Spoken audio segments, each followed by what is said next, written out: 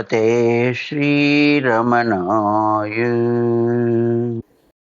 அன்பும் அறமும் பண்பும் இறை அருளும் கொண்ட ஆன்மீக பெருமக்களே, பகவான் ஸ்ரீ ரமண மகரிஷி அருளிய உள்ளது 40 சத்தியத்தை பற்றிய 40 செய்யுள்கள். அதிலே 2ஆம் செய்யுள் பார்த்து கொண்டிருக்கிறோம். அதனுடைய 2ஆம் பாகம். முதல் 2 வரிகளிலே மும்முதல் ஓர் முதல் என்ற 2 வார்த்தைகளை பார்த்தோம். மும்முதல் என்பது ஒவ்வொரு மதமும் 3 விஷயங்களை அடிப்படையாக கொண்டு பேசும்.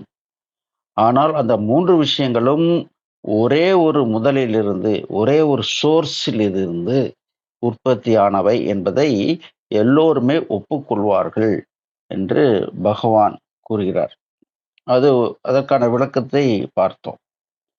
இப்போ அதற்கு மேலே சென்று மிக முக்கியமான ஒரு அடிப்படையான தியானத்திற்கு அடிப்படையான, ஞானத்திற்கு அடிப்படையான, ஒரு முக்திக்கு அடிப்படையான ஒரு விஷயத்தை பகவான் இந்த இடத்துல வெளியில கொண்டு வர்றார். இதை நாம் பார்த்தோம். கடவுள் வாழ்த்து முதல் செய்யுளிலேயும் இதை கொண்டு வருகிறார். இப்படி பல விதங்களில், பல திசைகளிலிருந்து அந்த ஞானத்தை மக்களுக்கு, இந்த ஆன்மீக தேடலில் உள்ளவர்களுக்கு கொடுக்க வேண்டும் என்பதை இந்த செய்யுள்கள் சுட்டிக்காட்டுகின்றன. இப்ப பார்ப்போம். மும்முதலும் மும்முதலே. இந்த 2வது வரிசையில பாருங்க. மும்முதலும் மும்முதலே என்னல். இப்போ செய்யுள் படிக்கும்போது, நீங்களாக படிக்கும்போது அதில் ரொம்ப கடினமாக இருப்பது போல இருக்கும். ஆனால் பகவானுடைய வார்த்தைகள் சாதாரணமானவை. கையாண்ட விதம் செய்யுளுக்காக, அந்த இலக்கணத்துக்காக என்பதால் முன்ன பின்ன இருப்பதால் அதனுடைய அர்த்தம் என்பது அதை பிரிக்கும் போது வரும். இப்போ மும்முதலும் மும்முதலே. மும்முதல் என்று கூறக்கூடியது மும்முதல் எப்போது ஆகிறது என்றால் என்னல். அந்த 3 அடிப்படை விஷயங்களாக இருப்பது என்னல். மும்முதலும் மும்முதலே என்னல். மும்முதலாக எப்போது இருக்கிறது என்றால் அகங்காரம் இருக்கும் மட்டே. அகங்காரம் இருக்கும் வரைதான், இருக்கும் மட்டே, அகங்காரம் இருக்கும் மட்டே. மும்முதலும் மும்முதலே என்னல்.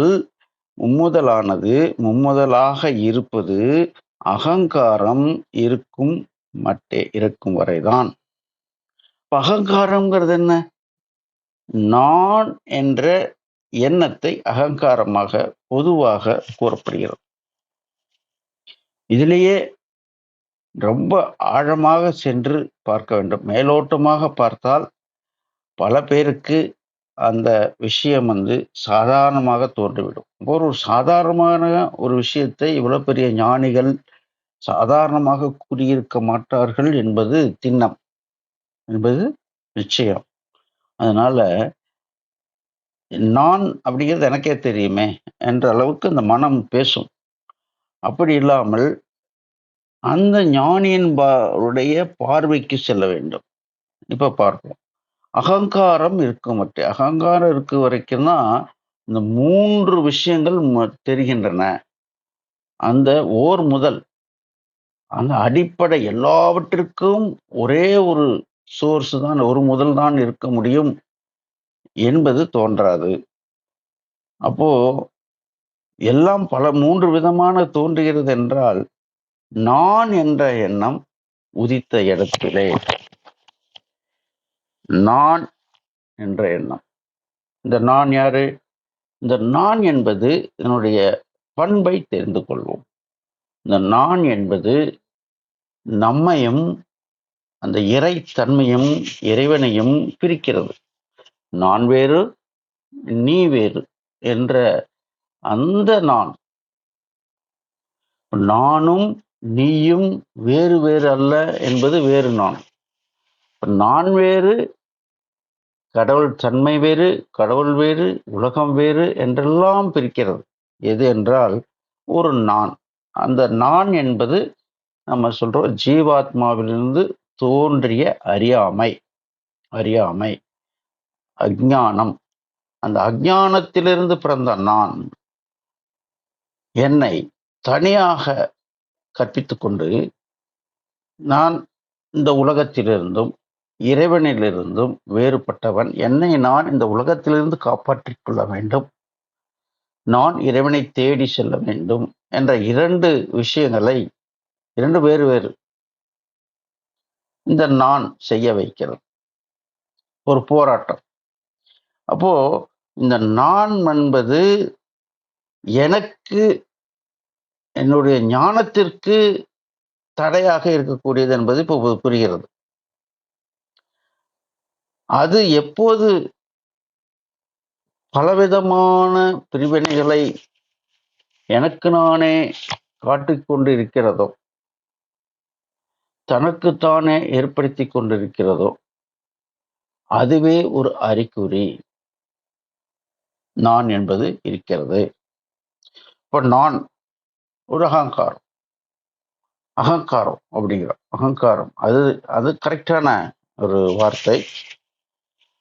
ஒரு அகங்காரம், அந்த அகங்காரத்தை தொட்டவுடன் கோபம் வருகிறது. அகங்காரத்தை ஏதாவது தீண்டிவிட்டால் கோபம் வருகிறது. நீ என்னை இப்படி சொல்லலாமா, நீ என்னை இப்படி செய்யலாமா என்று உணர்ச்சி பொங்குகிறது. இதெல்லாம் அந்த நான். இந்த நானை பகவான் ஒரு அழகான விதமாக எப்போதும் பிரித்து சொல்லணும். இங்கிலீஷ்ல சொல்லுவாங்கன்னா ஸ்மால் ஐ கேபிட்டல் ஐ. கேபிட்டல் ஐ என்பது மெய்ஞானம், மெய்ஞானத்தில் வைக்கிறது கூடிய நான் அப்படிங்கிறது கேபிட்டல் ஐ. ஸ்மால் ஐங்கிறது நமக்குள்ள ஜீவபோதத்தில் இருக்கக்கூடிய அஞ்ஞானத்தில் இருக்கக்கூடிய ஸ்மால் ஐ, சின்ன நான்.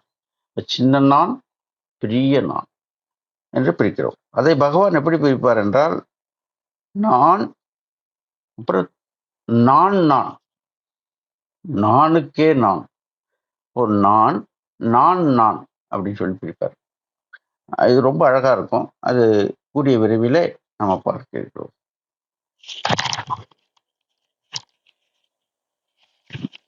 யான் கெட்டு தன்னிலையில் நிற்றல் தலையாகும். இப்ப புரிகிறது. யான் கெட்டு அந்த நான் என்கின்ற அஞ்ஞானம் கெட்டு கெட்டு அழிந்து, அந்த நான் அழிந்து, நான் இப்போ இங்கிலீஷ்ல சொல்லும்போது dropping the ego, ego should be dropped அப்படின்னு சொல்றது இங்கிலீஷ்ல. அப்போ அந்த நான் என்பது கெட்டு தன் நிலையில் நிற்றல் தலையாகும். அதான் தலையாகும், அதான் எல்லாவற்றிற்கும் சிறந்தது. அப்போ இப்படி இருந்தால் அந்த மும்முதல் இருக்குமா, அதுவும் கெட்டுவிடும். நீ எங்கே இருப்பாய், தன்னுடைய நிலையிற்கு சென்று விடுவாய்.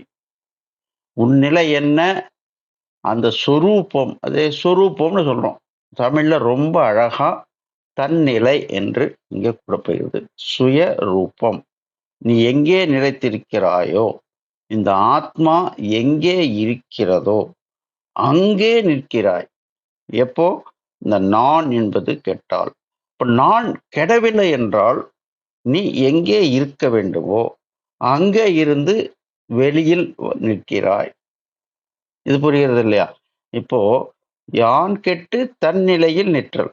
யான் கெட்டாலே இந்த நான் என்பது இல்லாத இடத்துல என்ன ஏற்படும் என்றால், உடனடியாக அவர் தன்னுடைய சுய ரூபத்திற்கு, அந்த ஆத்ம நிலைக்கு சென்று விடுகிறார்.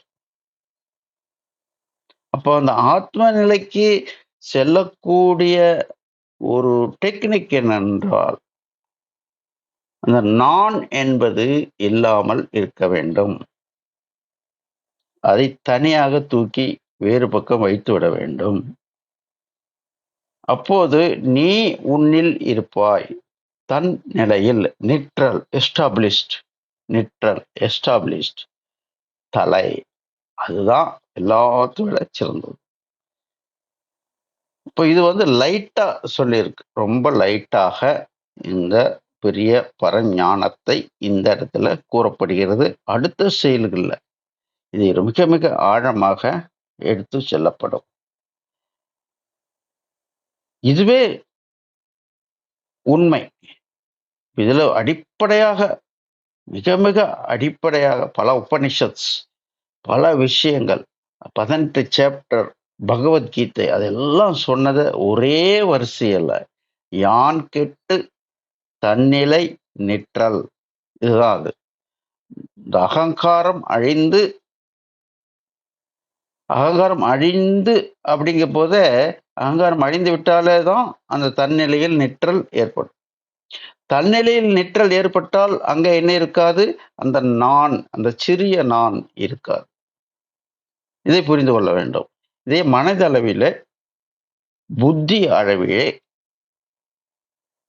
இந்த அறிவை நாம் புரிந்து கொள்ள வேண்டும், ஏற்றுக்கொள்ள வேண்டும். இதனுடைய விளைவுதான் ஞானம். இது ஒன்றுக்கொன்று எது முதல், எது இரண்டு, நான் அழிப்பது முதலா, தன்னிலையில் நிற்றது முதலா என்ற கேள்வி எல்லாம் வரும். அதற்கான பதில்களும் அடுத்தடுத்த சொற்பொழிவுகளிலே உங்களுக்கு கிடைக்கும். ஆகவே இந்த பரஞான விஷயத்தை அடைவது எப்படி என்ற ஒரு மிக மிக மிக மிக மிக அடிப்படையான ஒரு விஷயத்தை இப்போது நாம் பார்த்துவிட்டோம்.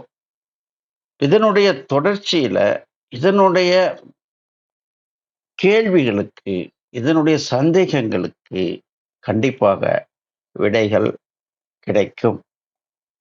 ஓம் நமோ பகவதே ஸ்ரீராமனாய. ஓம் ஸ்ரீ குருவ்யோ நமக. எல்லோரும் இன்புற்றிருக்க வேண்டும், வேறொன்றும் அறியேன் பராபரமே. ஓம் நம சிவாய.